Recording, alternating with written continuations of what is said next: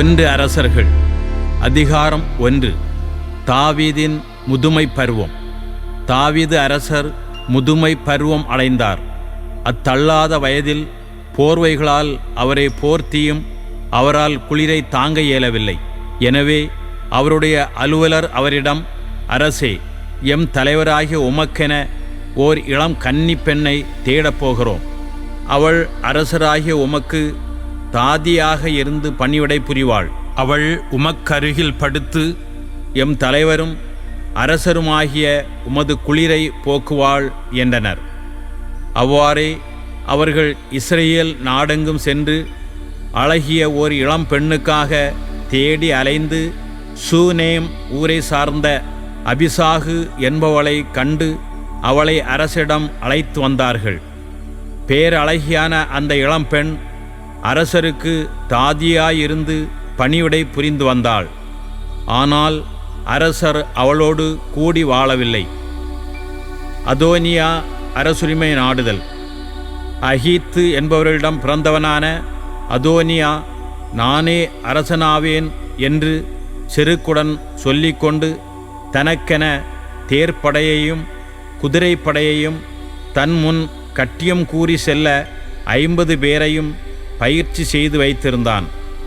நீ ஏன் இப்படி செய்கிறாய் என்று அவருடைய தந்தை அவனை ஒருபோதும் கண்டித்ததே இல்லை. அவன் அழகு மிக்கவன், அப்சலோமுக்கு பின் பிறந்தவன். அவன் செருயாவின் மகனான யோவாபுடனும் குருவாகிய அபியத்தாருடனும் கூடி ஆலோசனை செய்தான். அவர்கள் அதோனியாவுக்கு துணை நின்றார்கள். ஆனால் குருவாகிய சாதோக்கும் யோயாதாவின் மகன் பெனாயாவும் இறைவாக்கினர் நாத்தானும் சிமாயி ரேயி என்பவர்களும் தாவீதின் மெய்க்காப்பாளர்களும் அதோனியாவின் பக்கம் சேரவில்லை. பின்னர் ஏன்ரோகேல் அருகேயுள்ள சோகாலோத்து என்ற பாறையின் மேல் ஆடுகளையும் எருதுகளையும் கொழுத்த கன்றுகளையும் அதோனியா பலியிட்டான். அரசரின் மைந்தரான தன் உடன்பிறந்தார் அனைவரையும், அரச அலுவலராயிருந்த யூதாவை சேர்ந்த அனைவரையும் அதற்கு அழைத்திருந்தான். ஆனால் இறைவாக்கினர் நாத்தானையோ பெனாயாவையோ மெய்க்காப்பாளர்களையோ தன் சகோதரன் சாலமோனையோ அவன் அழைக்கவில்லை. சாலமோன் அரசராதல். இப்படியிருக்க நாத்தான் சாலமோனின் தாயான பத்சேபாவிடம் சென்று, நம் தலைவர் தாவீதுக்கு தெரியாமல் அகீத்தின் மகன் அதோனியா அரசனாகிவிட்டான். நீர் இது பற்றி கேள்விப்படவில்லையா? உம் உயிரையும் உம் மகன் சாலமோன் உயிரையும் காத்து கொள்ள நான் உமக்கு ஆலோசனை ஒன்று கூறுகிறேன். உடனே அரசர் தாவீதை போய் பாரும். அவரிடம், என் தலைவரே, என் அரசே, நீர் உம் அடியவளாகிய என்னிடம், உம் மகன் சாலமோன் எனக்கு பின் ஆட்சியை ஏற்று என் அரியணையில் அமர்வான் என்று ஆணையிட்டு கூறவில்லையா? அப்படியாயின் அதோனியா அரசனாகி இருப்பது எப்படி என்று கேளும். அங்கு நீர் அரசரோடு பேசிக்கொண்டிருக்கையில் நானும் உமக்கு பின் வந்து நீர் பேசியவற்றை உறுதிப்படுத்துவேன் என்றார். அவ்வாறே பத்சேபா பள்ளி அறையில் இருந்த வயது முதிர்ந்த அரசரை பார்க்க சென்றார். அங்கே சூனேமை சார்ந்த அபிசாகு அவருக்கு பணிவிடை செய்து கொண்டிருந்தாள். அரசரை பத்சேபா தாழ்பணிந்து வணங்க அரசர் என்ன வேண்டும் என்று கேட்டார்.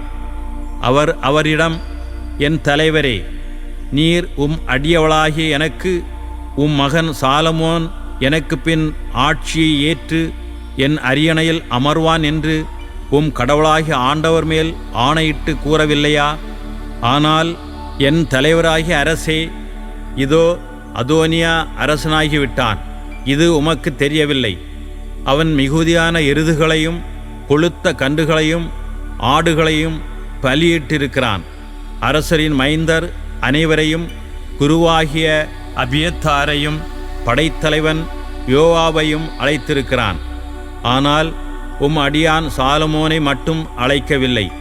என் தலைவராகிய அரசே, உமக்கு பின் அரியணை ஏறுபவன் யார் என்று நீரே அறிவிக்க வேண்டுமென்று இஸ்ரேல் மக்கள் அனைவரும் எதிர்நோக்கியிருக்கின்றனர். அப்படி அறிவிக்காவிடில் என் தலைவராகிய அரசர் தம் மூதாதையரோடு துயில் கொள்ளும் நாளில் நானும் என் மகன் சாலமோனும் குற்றவாளிகளாக கருதப்படுவோம் என்றார். அவர் இவ்வாறு அரசரோடு பேசிக்கொண்டிருக்கையில் இறைவாக்கினர் நாத்தான் உள்ளே வந்தார். அங்கே இருந்தவர்கள் அரசனிடம், இதோ இறைவாக்கினர் நாத்தான் இங்கு வந்திருக்கிறார் என்றார்கள். அவர் உள்ளே நுழைந்து அரசர் முன் சென்று முகங்குப்புற விழுந்து வணங்கினார். அப்பொழுது நாத்தான், என் தலைவராகிய அரசே, எனக்கு பின் அதோனியா அரசாழ்வான், அவன் என் அரியணை மீது அமர்வான் என்று நீர் கூறினதுண்டா? ஏனெனில் அதோனியா இன்று இங்கிருந்து போய் மிகுதியான எருதுகளையும் கொழுத்த கன்றுகளையும் ஆடுகளையும் பலியிட்டிருக்கிறான்.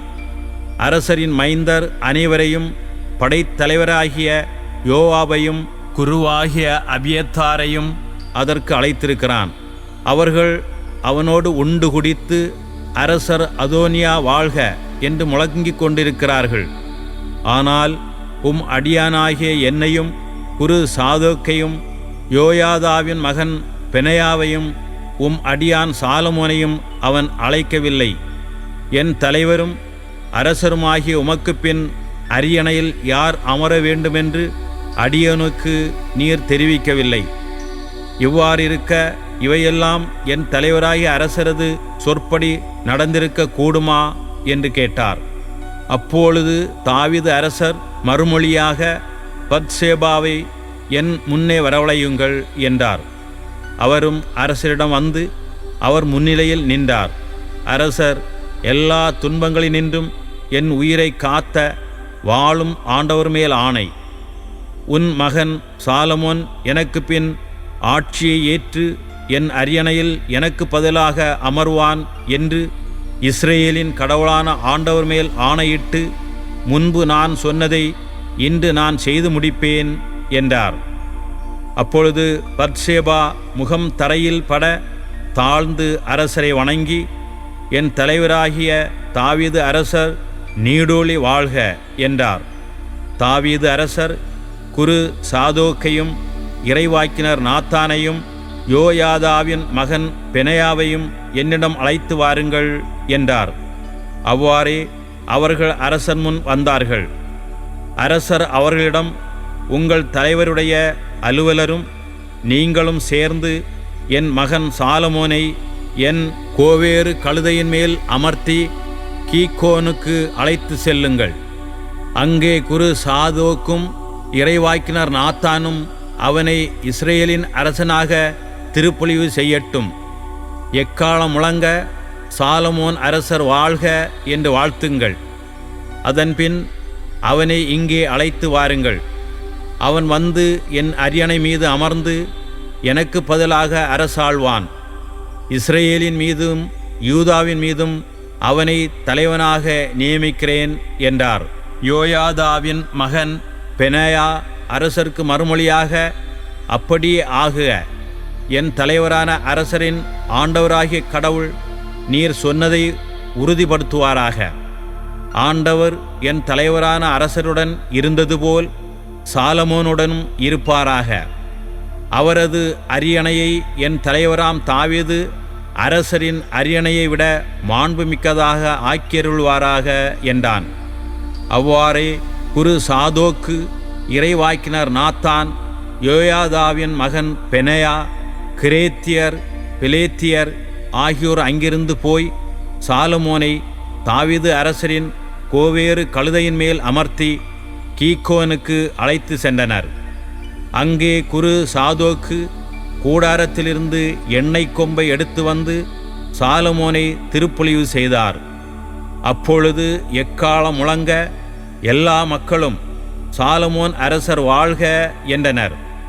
எல்லா மக்களும் தாரை ஊதிக்கொண்டு மிகுந்த அக்களிப்போடும் ஆர்ப்பரிப்போடும் அவரை பின்தொடர்ந்து சென்றார்கள். அவர்கள் எழுப்பிய பேரொலியால் நிலமே நடுங்கிற்று.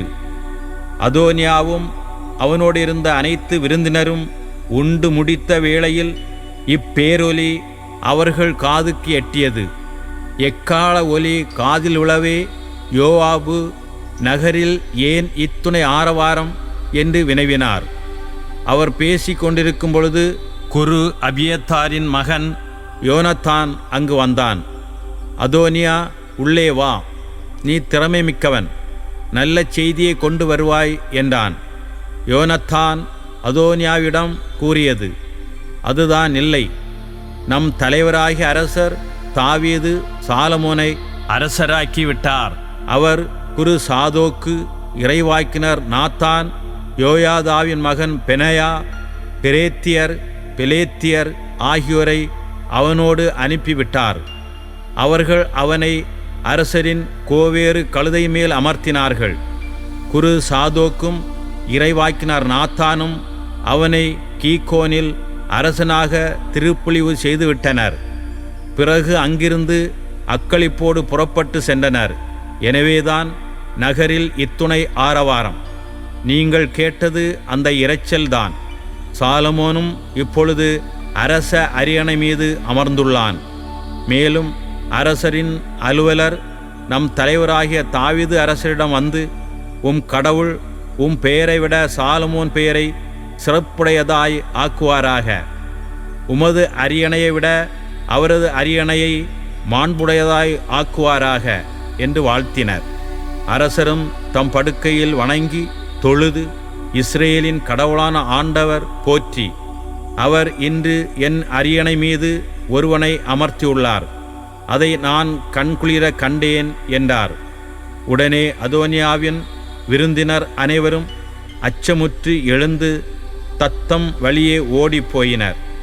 அதோனியா சாலமோனுக்கு அஞ்சி ஓடி பலிபீடத்தின் கொம்புகளை பற்றி கொண்டான்.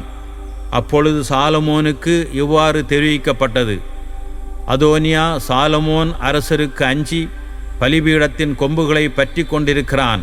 மேலும் அவன், அரசர் சாலமோன் என் அடியானாகிய உம்மை வாளால் கொல்ல மாட்டேன் என்று இன்றே ஆணையிட்டு கூறட்டும் என்று வேண்டுகிறான். சாலமோனும் அவன் ஒழுங்கான முறையில் நடந்து கொண்டால் அவன் தலைமுடி ஒன்று கூட தரையில் விழாது.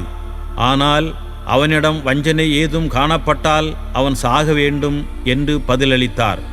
எனவே சாலமோன் அரசர் ஆள் அனுப்பி பலிபீடத்திலிருந்து அவனை கொண்டு வரச் செய்தார்.